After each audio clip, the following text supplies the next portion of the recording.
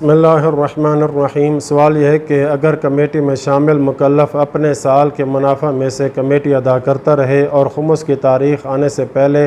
इसकी कमेटी निकल आए और वो इसे गाड़ी, घर, सामान ज़रूरियात या शादी जैसे अपने ज़रूरी अखराजात में ख़र्च कर दे तो क्या इस पर खुमुस वाजिब होगा? तो जवाब में आयतुल्लाह सिस्तानी फरमाते हैं कि ना तो इसकी अदा करदा अक़सात पर खुमुस है, क्योंकि वो साल गुज़रने से पहले ही इन्हें अपने सालाना अखराजात में ख़र्च कर चुका है, और ना ही कमेटी वसूल करने के बाद अदा की जाने वाली अक़सात पर खुमुस है, क्योंकि ये सालाना अखराजात की खातिर लिए गए कर्ज़ की अदायगी शुमार होती हैं और इस पर खुमुस वाजिब नहीं होता। दूसरा सवाल ये है कि अगर एक ऐसी खातून कमेटी में शिरकत करे जिसकी कोई मुलाजमत वग़ैरह न हो, मसलन खातून खाना हैं और वो हर माशूर से पैसे लेकर 10,000 रुपये कमेटी अदा करती हो और उसे 14 माह बाद कमेटी वसूल हो जिससे वो गाड़ी या ज़ेवर वग़ैरह जैसी अपने सालाना ज़रूरी इस्तेमाल की कोई चीज़ ख़रीदना चाहे तो क्या इस पर खुमुस वाजिब होगा? तो आयतुल्लाह सिस्तानी फरमाते हैं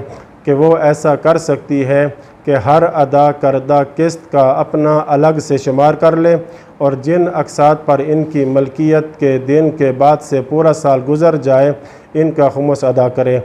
लिहाजा इस फ़र्ज़ की गई सूरत में अगर वो खातून आखिर पर कमेटी वसूल करे तो सिर्फ़ 2 या 3 अक़सात ऐसी होंगी जिन पर साल गुज़रा होगा और इनका खुमुस अदा करना वाजिब होगा, यानी कमेटी के माल से 30,000 रुपये का खुमुस वाजिब होगा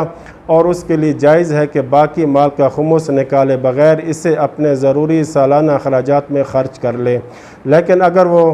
ख़र्च करने में ताख़ीर करें और इस कमेटी के माल पर एक और महीना गुज़र जाए तो एक और किस्त का भी खुमुस वाजिब हो जाएगा। इसी तरह अगर वो माल पड़ा रहे और इस पर महीने गुज़रते रहें तो हर गुज़रने वाले एक महीने की किस्त का साल पूरा हो जाने की वजह से उस पर खुमुस वाजिब होता जाएगा। व सल्लल्लाहु अला मुहम्मद व अहले बैतिही त्वाहिरीन।